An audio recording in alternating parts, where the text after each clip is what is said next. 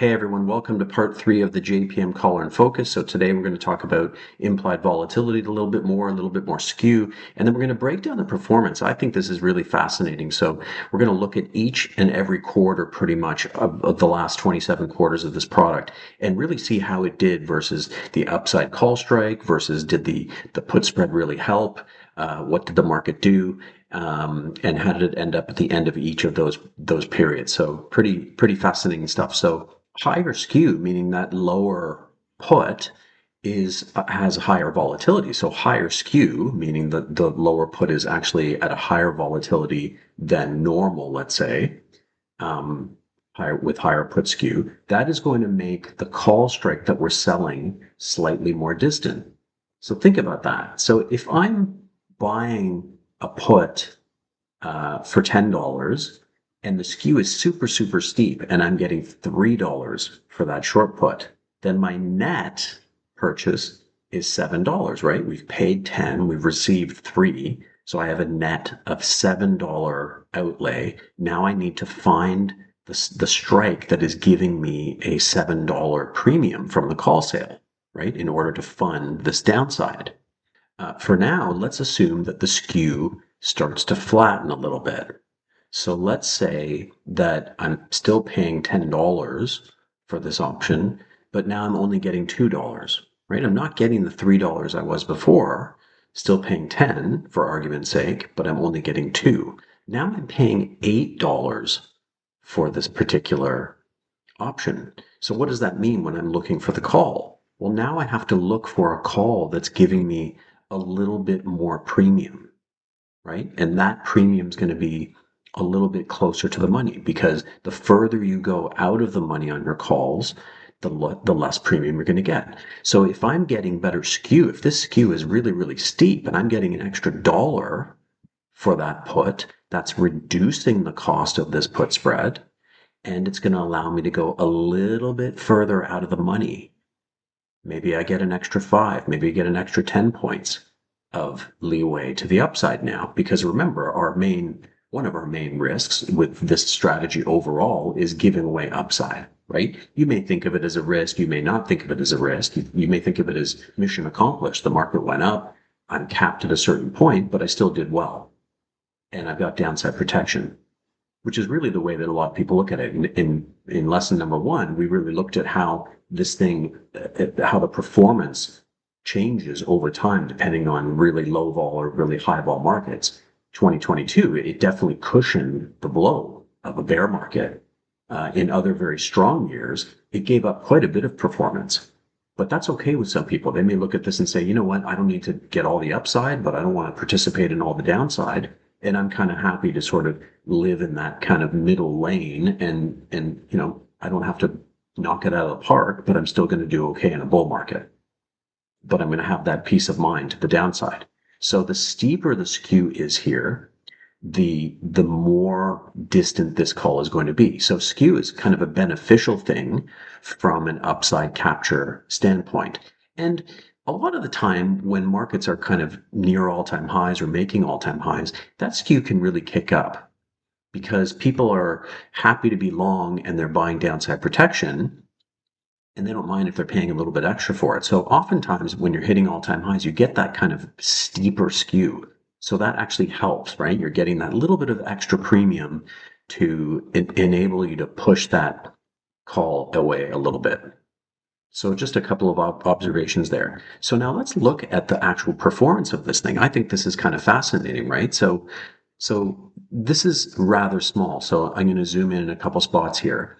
But I've talked about how one of the main risks is that we're going to give away upside performance with the collar. And so if we look at it sort of out of the last 27 quarters, the strategy, the SPX, breached that upper short call 20 times. It breached the upper call 20 times. Now, it didn't necessarily stay there. Out of the last 27 quarters, the S&P closed above the short call only 12 times. So out of 27 quarters, it actually closed above. It doesn't matter if it passes through the call strike and comes back into the below the call strike, then you haven't given away any upside, right? It's only been a temporary push above, and it eventually came down before the time of roll, time to restructure after 3 months. But 12 times it actually stayed above that strike. So you've given up performance, right? So any close above that upper call strike is going to give us it is going to give away performance, right? So here's your upper call strike. Anything above that, we're not retained. We don't get a cushion of premium here because we've used the whole premium to pay for the downside put spread. So for all intents and purposes, as soon as this thing closes above the call strike on the day of restructuring, you're giving up some performance. And so it's interesting to see that 44% of the time it has actually given up performance. So that kind of gels with some of the stuff we were talking about earlier, which is that we tend to give up performance in very, very strong markets. And the problem is with covered calls is you often do get that very, very strong upside performance. Remember, we talked about skew and how the upside is really compressed. And that's partially because of a fund like this. A fund like this might have 22, 23, $24 billion in notional, right? The value of those calls at that strike price of notional value. That is a massive, massive sale. And there are many other funds out there. The sort of, they call them kind of theta funds or vol risk premium funds that are trying to capture this sort of upside call premium. Those are very, very numerous. 60, 70, 80 billion plus dollars in those kinds of funds. And so there are many, many more funds than there ever used to be selling calls on a fairly regular basis. And that ends up helping to push down that upside skew. So you're not getting as much for that upside skew if it remains, quite compressed. And so when this fund structures this new trade, it's kind of selling something that's kind of on the cheap side. Vol risk premium studies have shown that really the put sale side of things is really the more beneficial place to be. But earlier, that the put side is really demand driven and the call side is very supply driven. And that's why you get something like this. Look at the puts here. We have very nice shoots of positive volatility risk premium. This is where generally you can say that puts are more expensive than they should be based on risk, right? So the market under realizes it doesn't move enough to justify put prices. So you get these nice juicy put premiums over time. It's the study over 10 years from March 08 to March 2018 and beyond a little bit. So this is really showing you. Now let's look at the call side of things. Look how kind of meager these shoots are in terms of vol risk premium for call selling. Very, very thin. Look at that. There's really not a lot of benefit there. And so really what you're looking at is what we've been talking about the whole time, which is the fact that puts tend to be juiced and calls tend to not be so juiced. You've just got to be much, much better at this as a call seller. And so the JPM caller is really suffering from this reality that upside calls that they're selling just oftentimes kind of give up upside, to giving up upside. And that's what's happening here. So let's take a close look at this. We can see that 44% of the time we're giving up performance. Now, how often are we using that put protection to the downside? Well, out of the last 27 quarters, the S&P entered the JP Morgan long put short put spread 4 times. So it entered the put spread 4 times. So here, here, here, and here. Now, which ones successfully protected performance? It looks like here it did, right? Because we closed below the long put.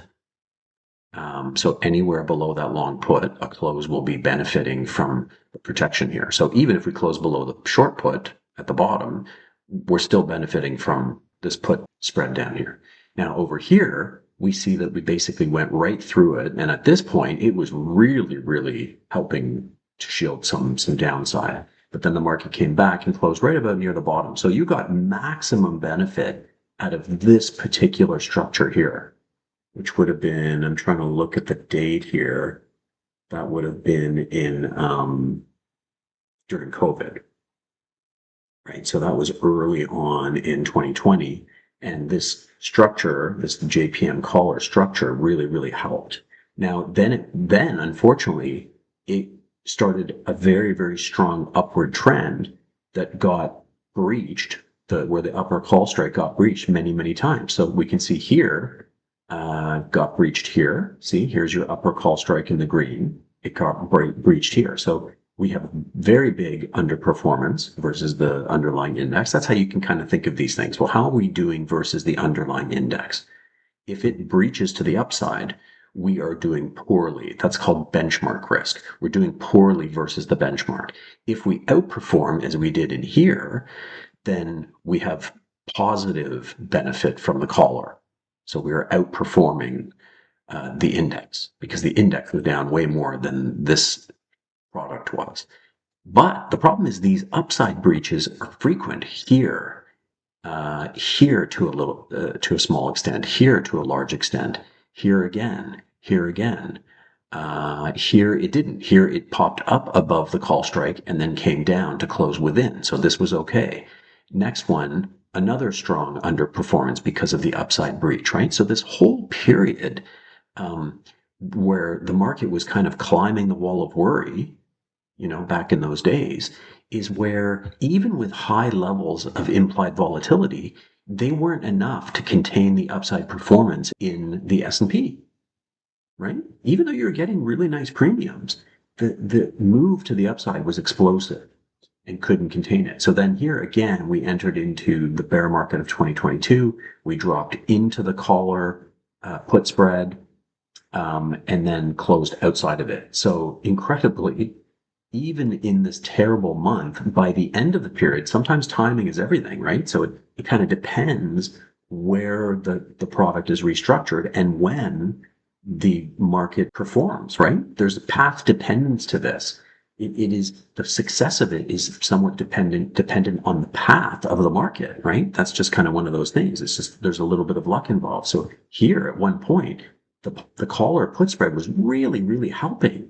But then we had this massive rally at the end of the period, and it closed above the long put, and so didn't get any benefit. So in this case, I misspoke earlier. In this case, we did close below the upper call strike, so we did not give up performance, but we basically were down as much as the market. So the put spread didn't really get a chance to help us. It did briefly, but by the time we closed between the call strike and the long put, any close within here is basically performing like the market. So if we move up and close just below the upper call, then we perform the same as the market, effectively, less fees and all that, and transaction costs and other stuff there. So you'll underperform a little in the fund, because depending on the underlying basket performance. But let's just say that you basically perform the same as the S&P within this range of the upper call strike and the long put, because the long put doesn't kick in until the market gets down 5%, right? So if it doesn't get down 5% and it just gets down 4%, then you've got this protective strategy on, but it hasn't really done anything for you, because it hasn't kicked in. The protection part hasn't kicked in. And that's exactly what happened here. It started to help. So you felt really good. You were able to sleep at night here because it was doing its thing, and then ended up popping up and being down along with the market. But that's okay. You might look at that and say, well, that's fine. When it really counted, this thing was protecting me. And then when the market came back, well, I lost a little bit of money with the market. But it was effectively going to do its job. If markets kept getting uglier, I would have benefited from a massive, massive cushion down there. So it kind of did its job there, right? And then the next month, down into the collar and the put spread, and the put spread did its job very well, because the product started up here and ended up at the lower end of where that put spread is, towards the short put near the bottom. So it did its job fantastically well, just like back here. But really, and then one more back here as well, right? We started here, closed down in the put spread. So there were really basically 3 months where there was a benefit from the strategy. So this month here, and this month over here. This month, there was a benefit briefly, but it ended up not really doing its thing by the end of it. So there were 3 months that were beneficial, but there were many, many, many months where it got run over, basically. The call strike got run over to the upside. So 44% of the time. Now, it breached the upside 74% of the time. So at some point, 74% of the time, out of all of these months, 20 times out of 27 times, the market was actually above the upper call, but it pulled back so that only 12 times. So that's pretty good. It was basically 8 more times it was above the call strike and then pulled back underneath that call strike so that only 12 times it got run over to the upside. So that's pretty good. I mean, 20 times is alarming. 74% of the time, you were basically giving a performance. But by the end of the structure, by the end of the 3 months, it was only 12 times. But that's still 44% of the time. 44% of the time, you gave up performance. So it's a product where you kind of have to look at it and go, well, okay, there's a purpose. I see the purpose here. It's lowering volatility, but it's lowering volatility to the upside as well as downside. But it's fascinating to look at how it performed because there are some low vol periods in here and there's some higher vol periods and certainly a kind of a bull market, a couple of bear markets really, brief during COVID, but a little bit more durable during the year 2022. So very interesting to see how it goes. But basically, once the stock market starts to get going and gathers momentum and vols drop, what happens when implied volatility drops? Generally, this upper call strike is going to get compressed. It's going to get very, very close to where the market is trading. And that means it doesn't take much to breach it to the upside. So hopefully that's kind of a cool little study that you guys enjoyed on how this thing has really performed. We saw the performance in the first lesson as well, and we're well aware of how it does a little worse in strong up markets and it does a little better in strong down markets. But it is kind of interesting to see how many times it really does get breached to the upside versus giving us really a kind of benefit to the downside, which is really only 3 months of benefit. But this is really, you're kind of seeing exactly that performance that we looked at in the first lesson and why it happened. We're breaking it down by each and every caller over 27 quarters, right? So you're seeing the exact performance of each of those quarters. So hopefully you guys enjoyed that. And again, we are going to push gamma off and we're going to do it next time.